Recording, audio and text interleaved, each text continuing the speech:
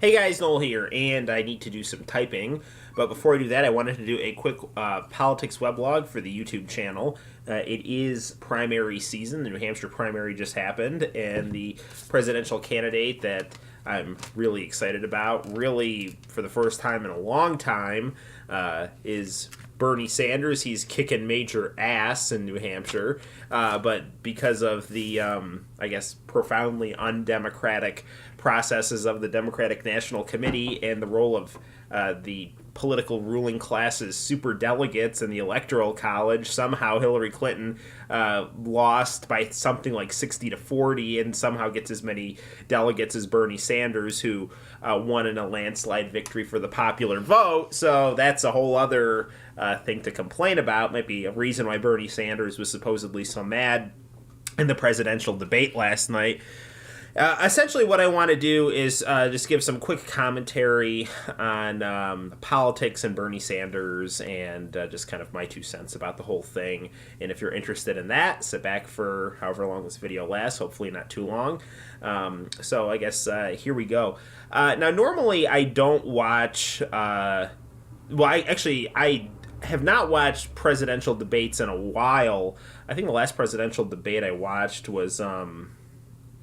it might have been Barack Obama, John McCain, I'm not sure. But anyway, or maybe Sarah Palin, Joe Biden, because those were fun to watch. but anyway, I haven't really watched any of the Democratic presidential debates, mainly because I don't know when they're on, because the Democratic National Committee is really being sneaky about them, because they're really trying hard to coronate Hillary Clinton as their candidate, kind of under the nose of the voting population. And somehow Bernie Sanders has slipped through the cracks of the political establishment, earned a space in these nationally televised debates, and is winning primaries, which is completely insane if you have studied basically U.S. history in the 20th century, to have a nominally socialist person being a presidential frontrunner in the primaries. I mean, I think historically, politically, this is...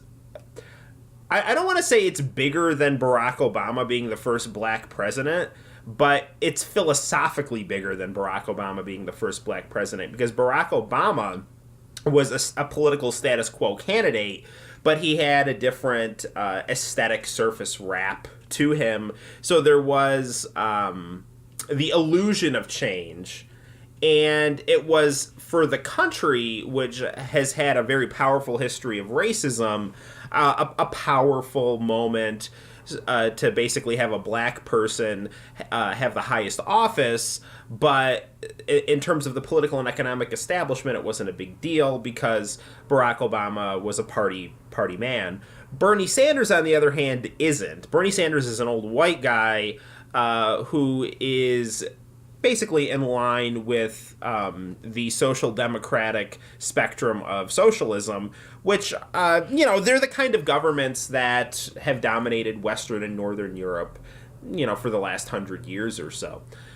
And what that means is what Bernie Sanders is advocating is for the United States to, in terms of its values, not be based on profit, but be based on people. There's the kind of the tagline.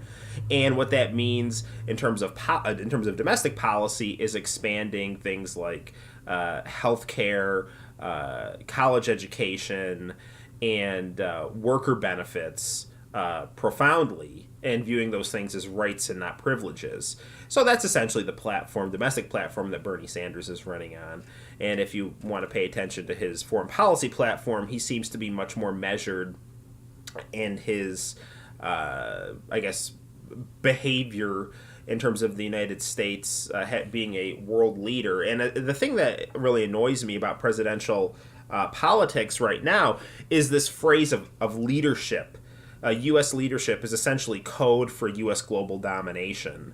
The whole idea is that, somebody's got to rule the world and we're going to do it. And what that means is that we're going to use our military to dominate international markets and international resources, particularly oil. and anyone that's a threat to our military or economic might, we're going to move to attack either overtly or covertly.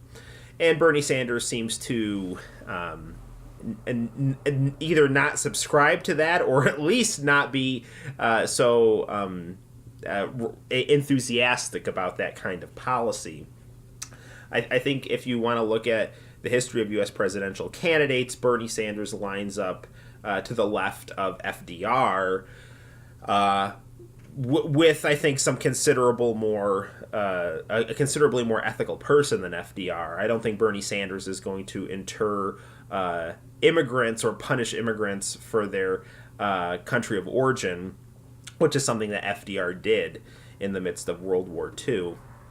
But the same way that FDR wanted to radically expand the economy to have a much more social justice oriented purpose, is something that I think Bernie Sanders is comparable to FDR about.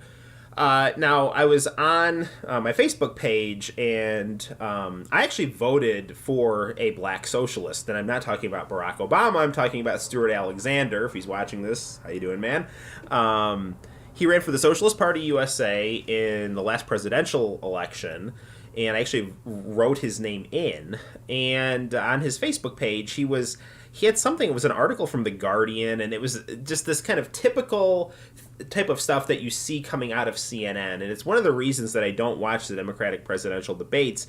And that's namely because these debates are a cross between a coronation ceremony for a chosen candidate by a network, and who the network decides they want to be that to be the chosen candidate, and are just basically ratings exercises where the corporate media gets to try to exercise its power, to reward this candidate for saying this thing, to punish this candidate for saying this thing, and content in ethics and intellect or something that have really nothing to do with the debates. They're basically a gigantic circus, is the term that everyone likes to use to describe U.S. politics.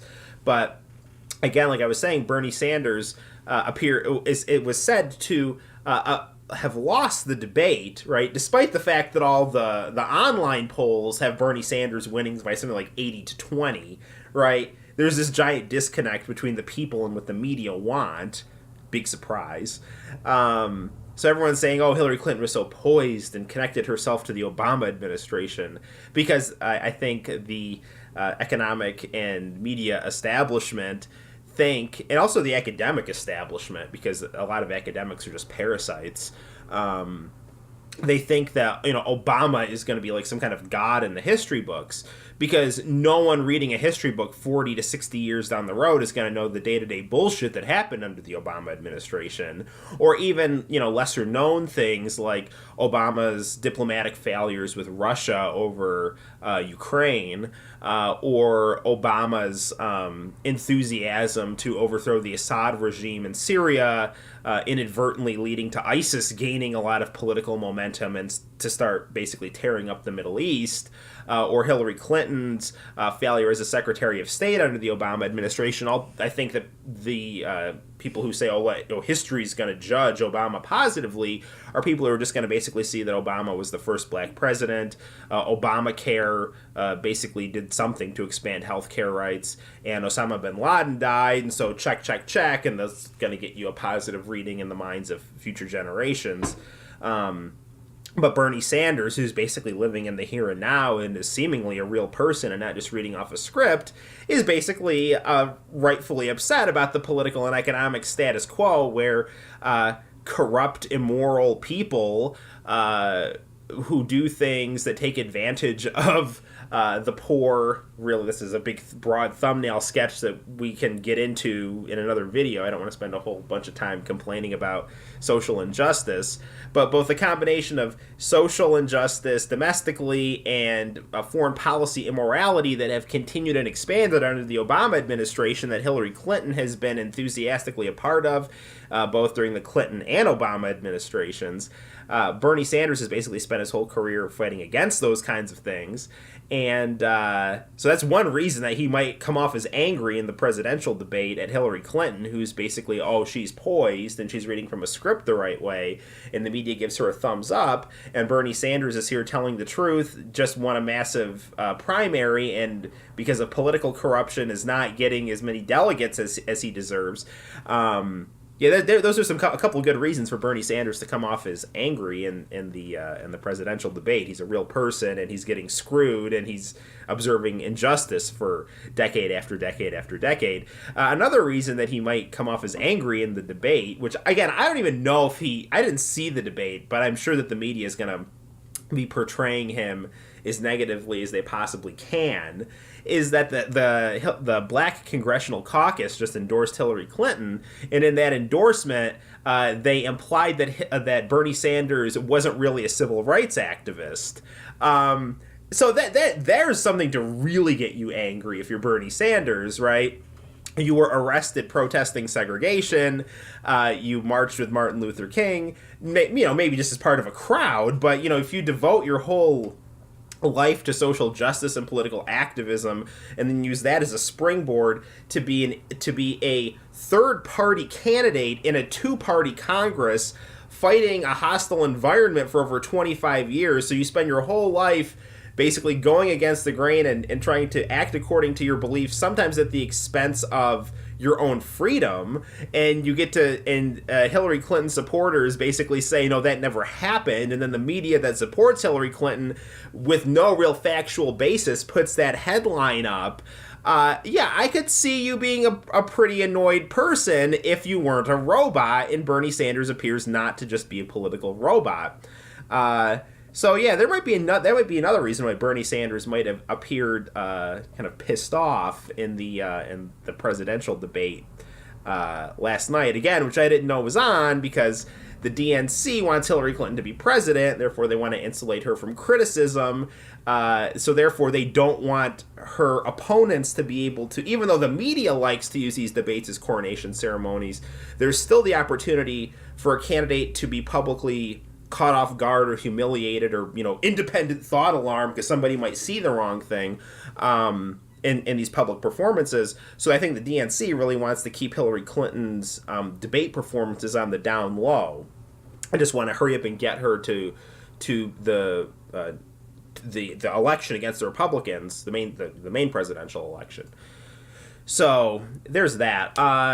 So, I mean, these are just kind of my thoughts on the whole Bernie Sanders primary current events situation that's been going on. I mean, regardless of whatever happens, I think it's important that we do everything we can to make it so that Bernie Sanders is the actual Democratic presidential nominee, because this bullshit about, oh, well, this is just kind of a fling, and it's just, I mean, the real purpose of the Bernie Sanders presidential campaign is to get some progressive issues in the mainstream discussion. No, Bernie Sanders presidential campaign should not be seen as an inoculation to radical reform where, okay, well, we let the socialists have their fun and play in the mainstream media for a little bit, and we'll pay attention to those issues when we the Democratic Party political establishment gets into power. We'll throw you guys some bones, right? But don't even think for a second that you're going anywhere. I mean, I don't know what Bernie Sanders thought as far as political progress, as far as you actually being the center of changing the ethical center of American politics. That's not changing. I don't know what Bernie Sanders, according to the DNC, I don't know what Bernie Sanders was thinking when he started to run for president, but I think he's actually found himself in a position where he can really make history in a good way with a legitimately democratic movement. And I'm not talking about the party. I'm talking about people being mobilized and having their political participation and energies awakened, not simply for a party stooge, but for someone who is something other than just a robot for the ruling class. So, there's that. I'm not going to get into the whole Bernie Sanders played the Socrates card to be a sacralized heretic, and that's how he kind of got into the political establishment, was able to kind of slip through the cracks to the point where he got to this point. But I think he did do that. And so because he got a seat at the table of the Democratic Party, and because he got a seat at the table in Congress, he's now in a position where he can actually do some pretty significant things. And I think it would be pretty amazing if he was able to be president. I don't know if the ruling class will allow that to happen, but I think it's the role of people to do everything that they can to ensure that democracy speaks for itself and is not just kind of an empty slogan that just is, stamped on to whatever the hell the U.S. stands for now. Democracy should literally be people with ethics voting for positive social change, and not just for not just ratifying an immoral status quo. Okay, so that's it, guys. Until next time, my name's Noel. You all take care and vote for Bernie. Bye.